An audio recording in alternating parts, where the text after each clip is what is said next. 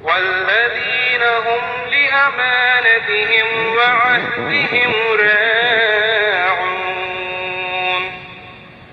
والذين هم على صلاتهم يحافظون أولئك هم الوارثون الخالدون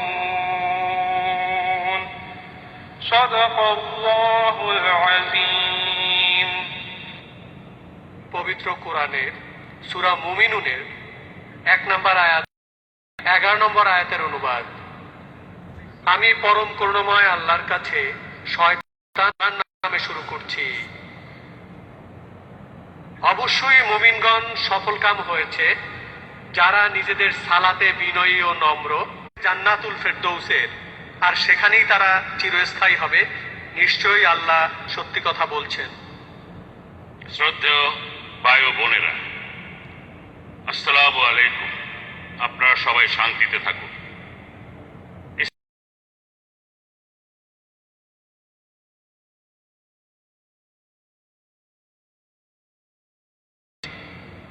ইসলামের বলা তার উত্তরগুলির জন্য যখন তার লেকচার শেষে দর্শক শ্রোতারা বিভিন্ন প্রশ্ন করেন।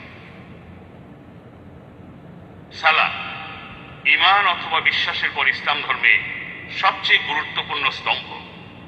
সালাত মুসলিমদের ইবাদতের আরবি পরিভাষা, যেটাকে সাধারণত সবাই জানে উর্দু ভাষায় নামাজ নামে। আজকে ডক্টর জাকির আপনাদের বলবেন সালার ইসলামিক দৃষ্টিভঙ্গি ও ধারণা এবং এর উদ্দেশ্য। আজকের লেকচারের টপিক সালাত, ন্যায়পরায়ণতার প্রোগ্রামিং। ভাই এবং বোনেরা, ডক্টর জাকির নায়েক।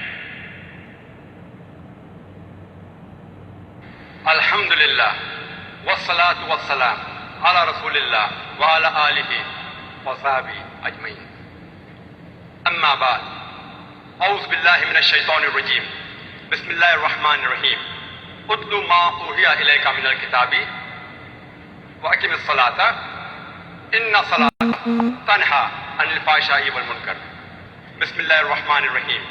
রব্বি ইশরাহ লি সাদরি ওয়া ইয়াসসির লি আমরি ওয়াহলুল উকদাতাম মিন লিসানি ইয়াফকাহু কাওলি। শ্রদ্ধেয় গুরুজনেরা এবং আমার প্রিয় ভাই বোনেরা, আপনাদের স্বাগত জানাই ইসলামিক সম্ভাষণে। আসসালামু আলাইকুম ওয়া রাহমাতুল্লাহি ওয়া বারাকাতুহু। আল্লাহ তাআলার শান্তি, দয়া আর রহমত আপনাদের সবার উপরে বর্ষিত হোক। আজকের এই লেকচারের টপিক হলো সালাত।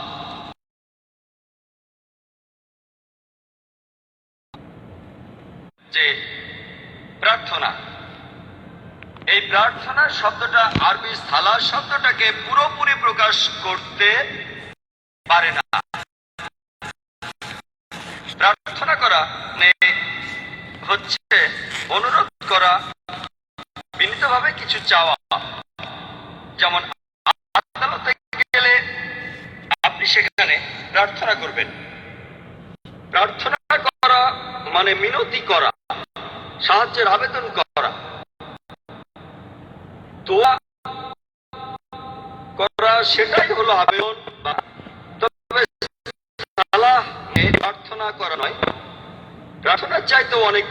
কারণ আমরা আল্লাহ তাআলার কাছে সাহায্য চাওয়ার পাশাপাশি আরো যেটা করি, আমরা তার প্রশংসা করি, আমরা তার কাছ থেকে নির্দেশনা পাই। আর এসব পাশাপাশি তারা হলো এক ধরনের প্রোগ্রামিং। এটা একটা শর্তাহীন অবস্থা, অথবা একজন সাধারণ মানুষের কথায় এটা হলো ব্রেন ওয়াশিং।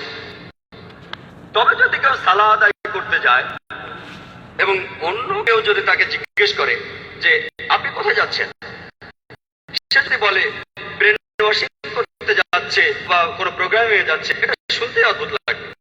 সেজন্য আমি ব্যক্তিগতভাবে কিছু মনে করি না। যদি মানুষ আরবি